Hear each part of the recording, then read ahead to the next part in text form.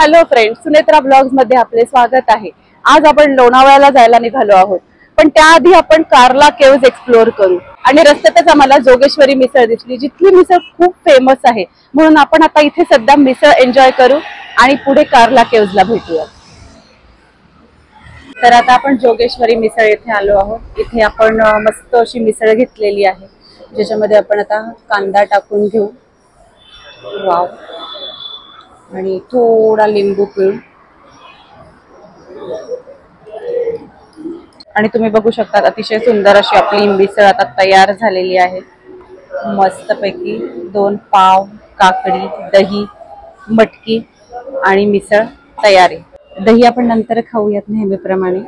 थोडासा पाव आणि देन मिसळ, एक छोटा घास घेऊ आधी।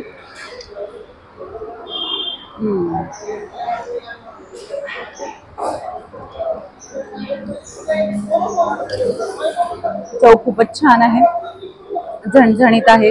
तर्री यांनी वेगळी दिलेली आहे, ती मी थोडीशी टाकून घेते, म्हणजे थोडी अजून चव याची तिखट येणार। वाव, तर एक आपण नॉर्मल त्यांनी जशी बनवली त्याची मी तुम्हाला टेस्ट दाखवली की खूप छान आहे ती सुद्धा। आता थोडं आपण तर्री टाकून त्याच्यासोबत कशी चव आहे ते बघूया।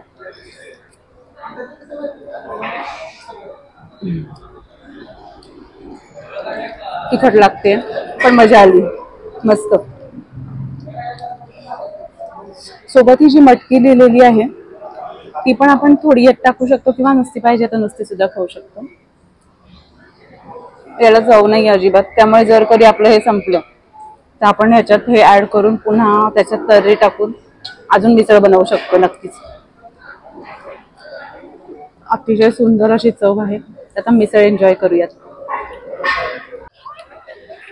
आता आपण कार्ला केव्जच्या पायथ्याशी आलेलो आहोत। तुम्ही बघू शकता इथे सगळीकडे पार्किंगची सोय केलेली आहे।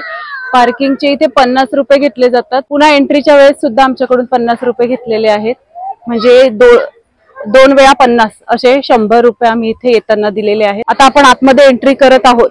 पुढे बघू शकता आपण अशी दुकानं आहेत सगळी लागलेली, प्रसादाची, त्यानंतर फुलांची, फ्रेम्सची दुकाने आहेत काही।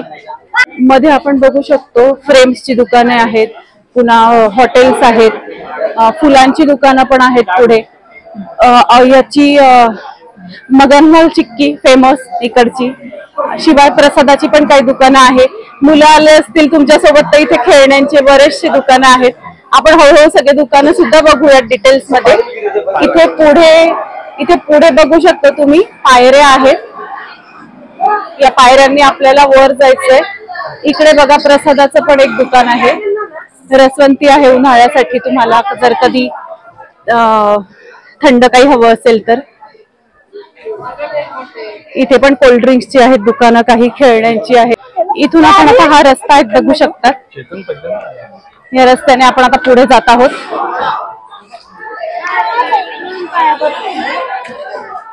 पुढे पण बरीच आज गर्दी, रविवार असल्यामुळे गर्दी बरीच आहे। फुलांची दुकानं आहेत बघा, मस्त गाणं चाललंय मस्त छान देवीचं। वाव, इकडे पण काही फ्रेमची दुकानं आहेत, प्रसाद आहे।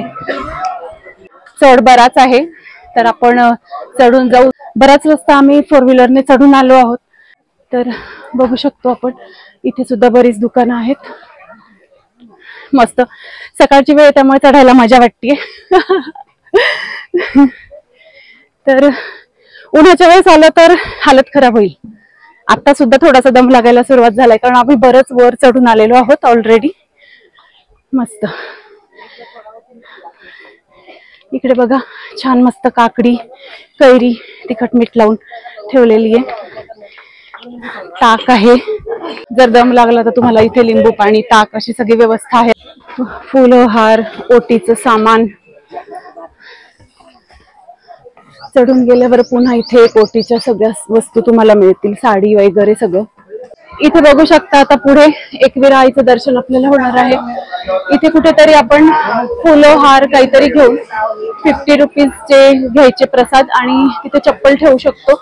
आणि त्यानंतर इथे पुढे आपण जाऊया आता. जसं इथून आपण आत आलो, आत आल्यानंतर इथे बघा तिकीट काउंटर आहे, जिथे भारतीय पर्यटकांसाठी 25 रुपये प्रत्येकी, विदेशी पर्यटकांसाठी 300 रुपये. त्याच्यानंतर सकाळी 9 ते 5 वाजेपर्यंत ही लेणी बघण्यास आपल्याला मिळणार आहे. तर पुढे आपण आता लेणीच्या दिशेने जाणार आहोत. तर आत आल्यावर आपण बघू शकतो माझ्या बरोबर राईट साईडला एकविरा आईचं मंदिर आहे आणि लेफ्ट साईडला केव्ज आहेत. मी तुम्हाला दाखवते. तर बघा हे राईट साईडला एकविरा आईचं मंदिर, खालती सुंदर असं दृश्य आहे मस्त. आणि बरोबर इथे एकविरा आईचं मंदिर आपण बघू शकतो आणि बरोबर लेफ्ट साईडला कार्ला केव्ज आहेत. तर पहिले आपण मंदिराचं दर्शन घेऊयात आणि त्यानंतर आपण केव्ज कडे जाऊयात. कार्ला केव्ज मध्ये आम्ही आलेलो आहोत. इथे प्रवेशद्वाराजवळच मोठे हत्ती आहेत. सोंड त्यांच्या तुटलेले आहेत मेंटेनन्स नसल्यामुळे. आणि वरती आपण बघू शकतो खूप उंच असं सगळं दगडी काम आहे.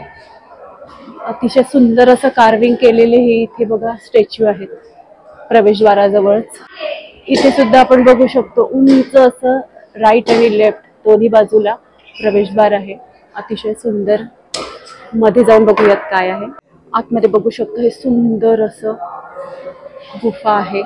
नुसत्या दगडावरती बघू शकता ही कलाकृती साकारली आहे.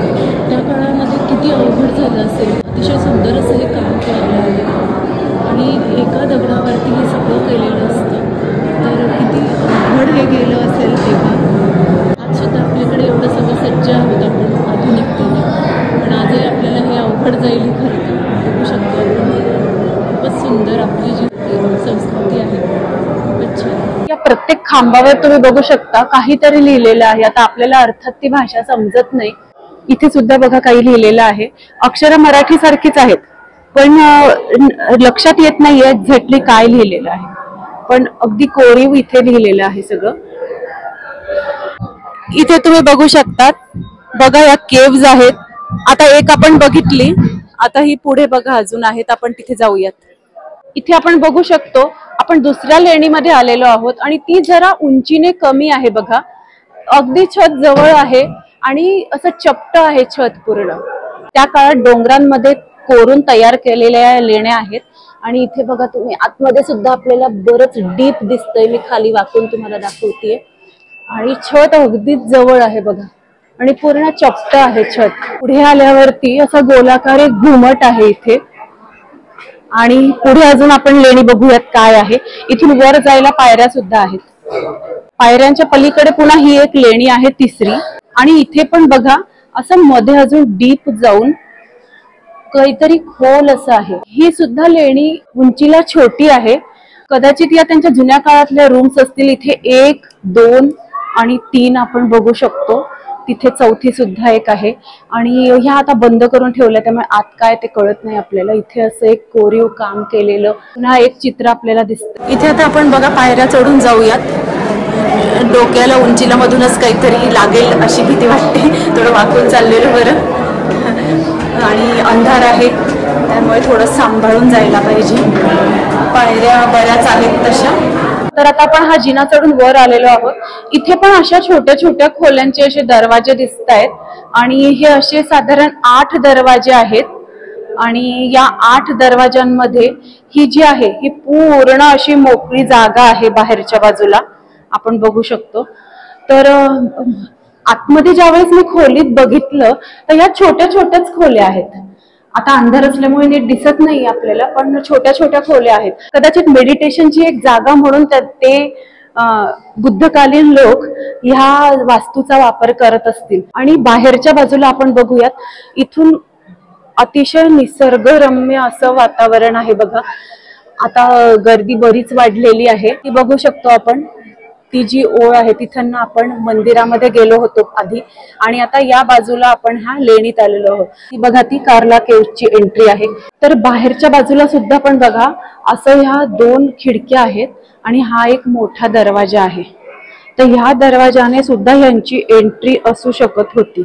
हे बघा आपण बघू शकतो इथून सुद्धा एंट्री असू शकत असेल पण आता त्यांनी आतल्या बाजूने एंट्री केलेली आहे. तर इथे यांनी आता गेट लावून दिलेला आहे की तिथे जायला नको कोणी. तर आता खालती जाऊया. सो बेसिकली इकडची हिस्ट्री अशी आहे की पहिले तर हे केव्स होते. हे केव्स बुद्धिस्ट लोकांनी बांधले होते त्यांच्या मेडिटेशनसाठी.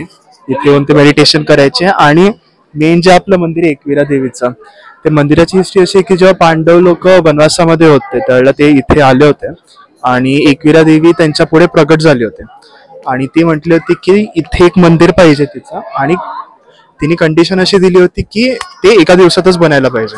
सो पांडवांनी ते एका दिवसात हे मंदिर बांधलं होतं आणि मग त्यांचं डिवोशन बघून मग एकविरा देवी प्रसन्न झाली होती. तिने त्यांना वरदान दिलं की तुमच्या वनवासामध्ये जसं पांडवांना कोणी ओळखायला नको पाहिजे होता, सो ती म्हटली की आता तुमचं हे बघून मला आनंद झाला. सो तुमच्या वनवासामध्ये तुम्हाला कोणी ओळखू शकणार नाही, हा असा वरदान पण दिला होता. आणि त्यामुळे हे मंदिर खूप फेमस आहे इकडचं. ते तुम्ही बघू शकाल किती गर्दी आहे.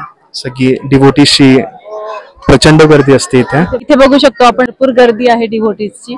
आणि पांडवांना अज्ञातवासामध्ये जी ही मदत झाली होती एकविरा आईकडून, आणि सगळे भक्त आज तिच्या दर्शनासाठी इथे रांग लावून उभे आहेत. थोड्या वेळापूर्वी आम्ही पण उभे होतो. तर खूप प्रसन्न असं वातावरण आहे. आणि या प्रसन्न वातावरणातच ही कार्ला लेणी आपण इथे एक्सप्लोर केलेली आहे. पांडवकालीन ही लेणी आहे, खूपच सुंदर.